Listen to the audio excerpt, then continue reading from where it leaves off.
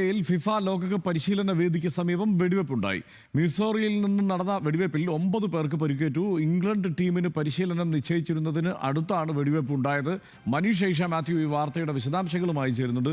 മനീഷ്, ഒരു ഞെട്ടിക്കുന്ന സംഭവമാണ്. ലോകകപ്പ് നടക്കാനിരിക്കെ ഈ മട്ടിലൊരു വെടിവെപ്പ് ഉണ്ടായി എന്നുള്ളത്. ഇതിന്റെ വിശദാംശങ്ങൾ ലഭ്യമായിട്ടുണ്ടോ?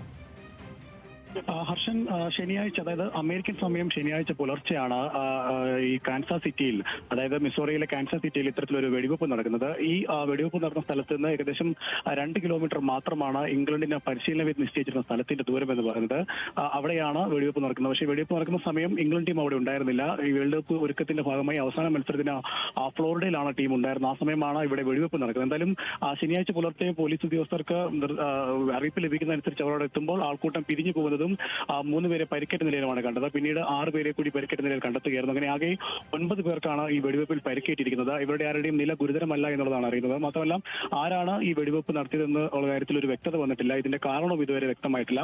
എന്നിരുന്നാൽ പോലും ഈ ലോകകപ്പ് വേദിയോട് വളരെ ചേർന്ന് തന്നെ, അതായത് പരിശീലനം നിശ്ചയിച്ചിരുന്നതിനോട് വളരെ ചേർന്ന് തന്നെ ആയതുകൊണ്ട് വലിയൊരു ആശങ്ക ഉടലെടുത്തിട്ടുണ്ട്. പക്ഷേ ഇതിന് വേൾഡ് കപ്പുമായി യാതൊരു ബന്ധവുമില്ലെന്നും സുരക്ഷാ വീഴ്ചകളില്ല എന്നുള്ളതാണ് നിലവിലിപ്പോൾ അമേരിക്കയുടെ വിശദീകരണം. ഹർഷൻ. മനീഷ് ഐഷ മാത്യു ആണ് വിവരങ്ങൾ നൽകിയത്.